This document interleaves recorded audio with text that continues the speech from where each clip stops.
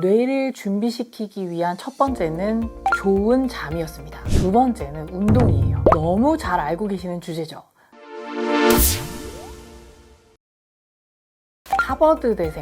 하버드대생들에 대한 연구는 굉장히 많죠. 왜 그렇죠?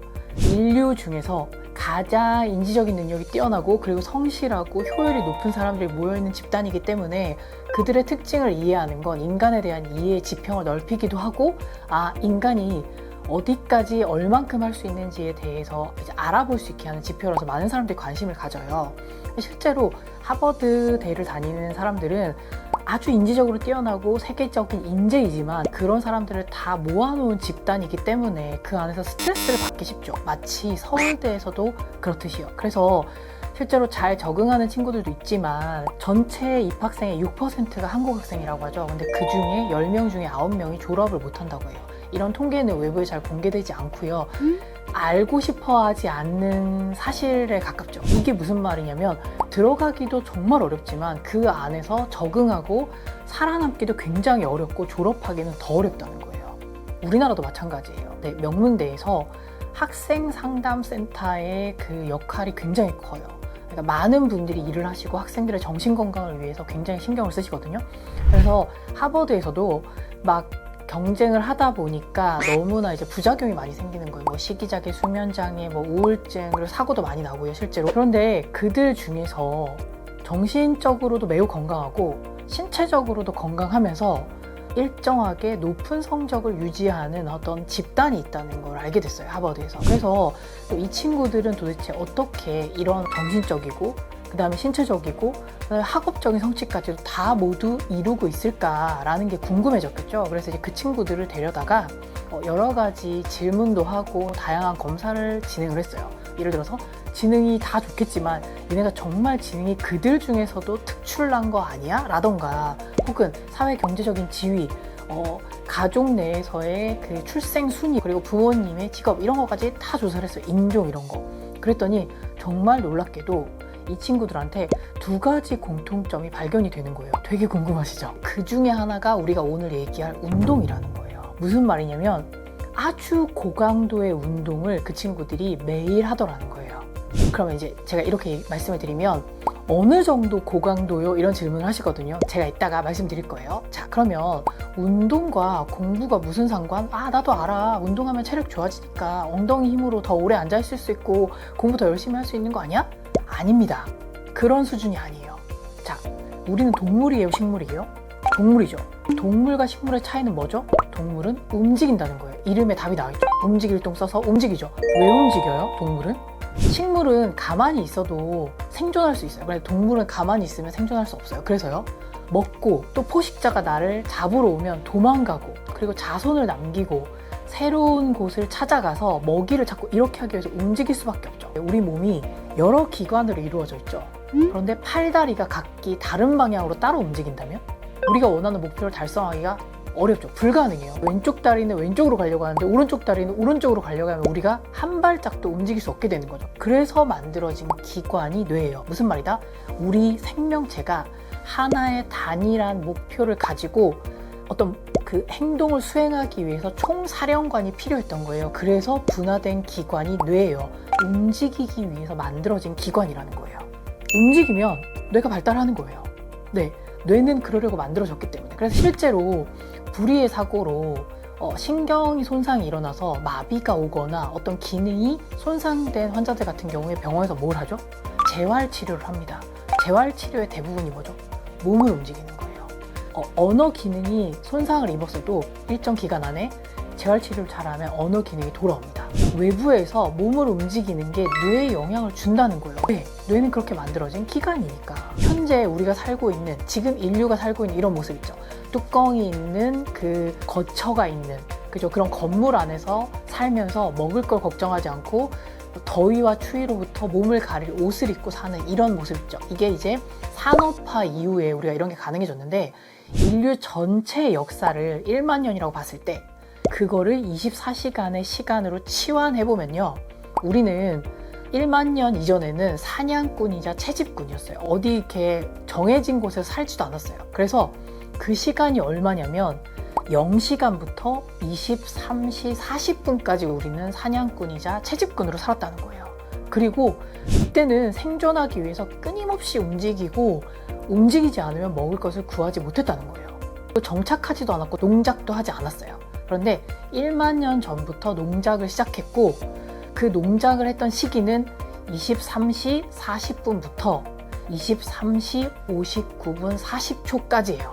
그러니까 200년 전이 되어서야 비로소 산업화가 이루어져서 우리가 지금과 같은 모습으로 살기 시작했던 건 인류 전체의 역사를 24시간으로 환산했을 때 20초밖에 안 된다는 거예요. 그러니까 밤 11시 59분 40초부터 우리는 이런 모습으로 살기 시작했다는 거죠. 그러니까 뇌는 뭐죠? 여전히 그 23시간 40분의 삶을 살아가고 있다는 거예요. 몸을 움직이는 건 보다 가장 빨리 뇌를 발달시킬 수 있는 방법이고요. 몸을 움직이지 않으면 뇌는 잘 발달하기가 어려워요.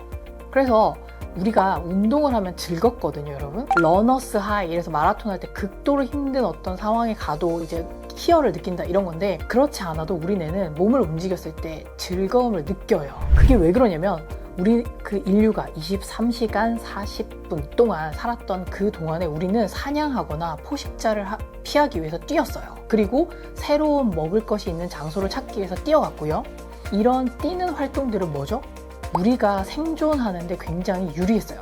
우리가 뛰면 생존 가능성이 높아지는 거예요. 그래서 뇌는 어떻게 했죠? 이 도파민을 분비해서 잘한다 라고 보상을 줘서 그 행동을 계속 할 수 있도록 강화시킨 거예요. 그래서 우리는 즐겁다, 좋다라고 느껴요. 운동을 하게 되면. 사냥하고 새로운 땅을 발견하고 그 새로운 환경을, 그러면은 사냥을 할 때도 어떤 동물의 특성에 대해서 이해하게 되고, 새로운 곳에 가면은 새로운 지형 지물이나 뭐 식물, 동물에 대해서 배우게 되고, 새로운 것들을 보고 경험하죠. 그래서 새로운 정보가 움직이면 계속 들어오는 거예요. 그래서 뇌는 어떻게 하죠? 움직일 때 정보가 들어올 거라고 예상을 하고 인지 효율이나 기억력을 향상시킬 준비를 해요. 이게 뭐죠? 우리가 공부할 때 원하는 거잖아요. 그래서 운동을 하면 뇌는 이제 우리가 뭔가를 학습하고 배우고 기억하겠구나, 이 용량을 액티베이션 시킬 뿐만이 아니라 이 용량을 증가시켜야 되겠다라고 해서 딱 공부할 준비를 하는 거예요. 근데 여러분, 우리 보통 운동 언제 하죠? 막 하루를 길게 보내고 그래도 운동을 해야 돼 이러면서 갈까 말까 100번쯤 고민한 다음에 이렇게 헬스장이나 운동하러 가잖아요. 그래서 운동하고 나서 샤워하고 딱 그냥 자죠. 뇌는 뭐죠? 운동하고 이제 공부를 해볼까, 뇌를 써볼까, 이렇게 만반의 준비가 딱 됐는데 그냥 자는 거예요. 그러니까 이게 우리가 뇌에 대해서 너무 모르면서 그냥 우리가 생각하는 상식이나 우리의 그냥 잘못된 믿음 혹은 그냥 경험으로 인해서 공부는 이렇게 하는 거야, 운동은 이렇게 하는 거야 라는 대표적인 거예요. 그래서 운동은 언제 해야 돼요? 공부하기 전에. 언제요? 학교 가기 전에. 그래서 실제로 이제 사례가 있어요. 미국의 일리노이주 시카고 서쪽의 네이퍼빌 센트럴 고등학교라는 학교가 있어요. 이제 공립학교고, 미국의 공립학교는 그렇게 막 상황이 좋지 않죠.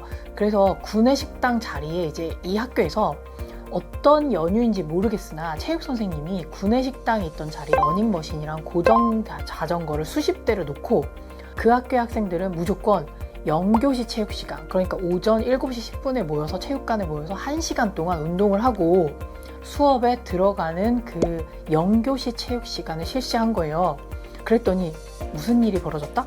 다른 거는 변화를 하지 않았는데 학업 성적에서 놀라운 향상이 일어난 거예요. 그래서 학업 피사, 국제 학업 성취도 평가에서 과학에서 세계 1등을 했어요. 보통 미국은 피사에서 높은 순위가 잘 안 나오거든요. 수학은 싱가포르, 한국, 대만, 홍콩, 일본 이런 식으로, 그러니까 동북아에 있는 아주 교육열이 높은 학교에 이어서, 나라에 이어서 6위를 한 거예요. 그래서 이제 이걸 보고, 이 사례를 보고 캘리포니아 주에서도 이 0교시 체육 시간을 도입한 거죠. 어쨌든 공부하기 전에 뇌의 액티베이션을 위해서 운동을 했더니 뇌가 엄청 활성화가 되고, 그 결과 다른 걸 바꾸지 않았음에도 불구하고 뇌의 효율이 굉장히 올라갔다는 거예요.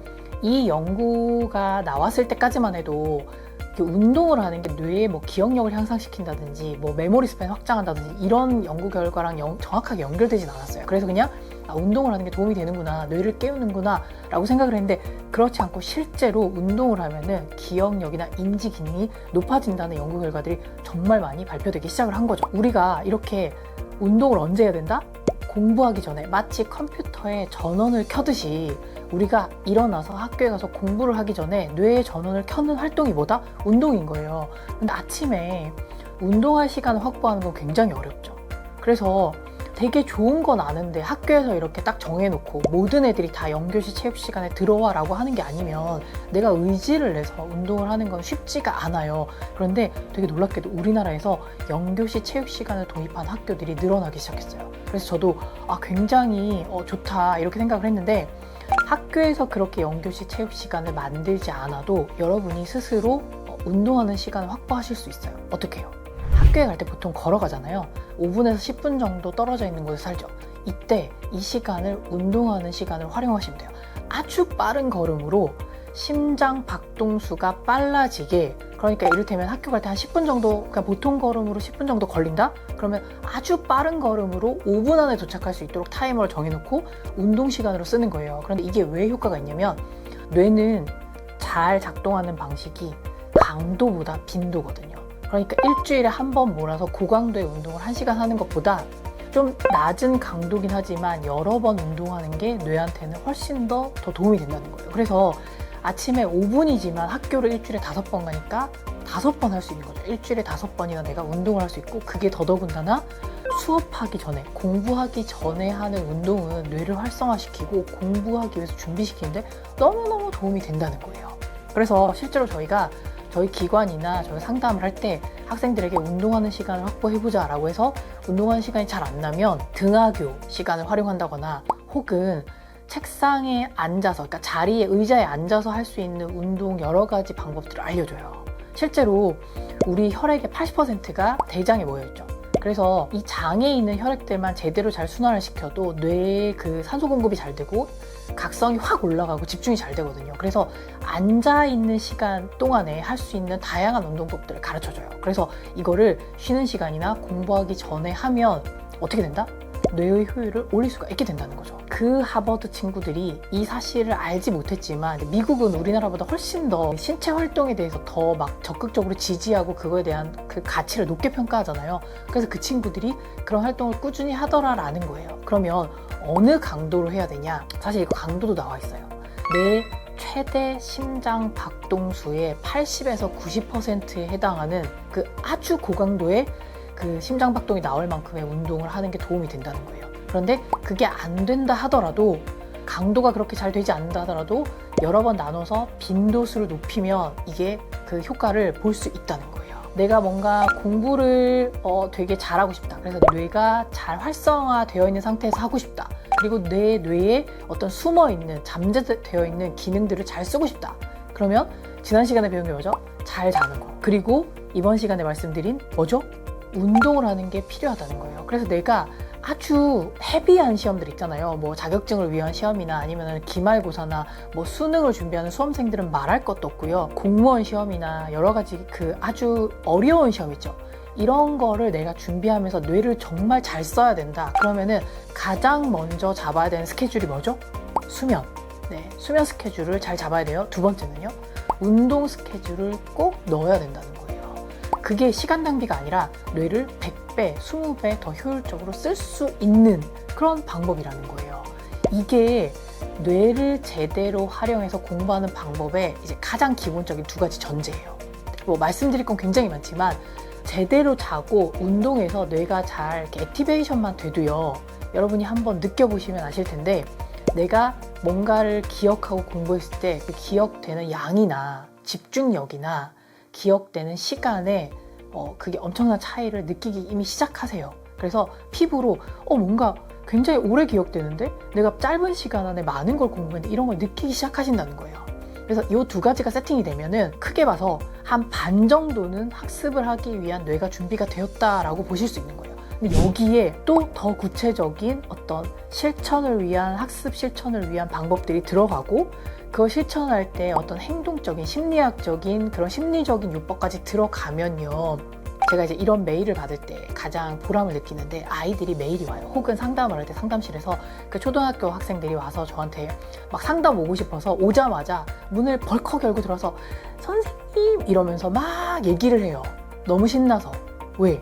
잠 잘 자고 운동하고 이제 뭐 여러 가지 그쵸? 학생에게 맞는 여러 가지 처방들을 했는데 한두 가지만 했는데도 그 전에는 학원에서 영어 단어 시험 볼 때 1시간을 공부해야 되는데 지금은 20분만 했는데도 점수가 훨씬 더 높게 나와요. 선생님 도대체 제 뇌에서 무슨 일이 일어난 거 이런 얘기를 한다고요. 네, 그런 일이 일어납니다. 너무나 당연하게요. 왜요? 우린 여태까지 공부를 하는 기관인 뇌에 대해서 너무 몰랐고 뇌를 쓰지 않았는데 뇌를 쓰기 시작하니까 당연히 효율이 나기 시작하는 거죠. 우리 공부하는 단계에 들어가지도 않았어요. 기본 전제 2가지의 2번째 시간 운동까지 말씀드렸습니다. 그래서 여러분 다음 영상으로 만나 뵙기 전까지 잘 주무시고요. 운동하시고요. 그 다음에 어떤 비법을 제가 알려드릴지 모르지만 그 비법을 또 따라 하시면 여러분도 그 변화를 실제로 느끼실 수 있고요. 변화를 느끼시면 댓글로 달아주세요. 그러면은 그게 저의 보람이고 저는 이제 그거 보면 너무 기쁘거든요. 네, 그래서 다음 영상에서 우리 또 뵙도록 하겠습니다.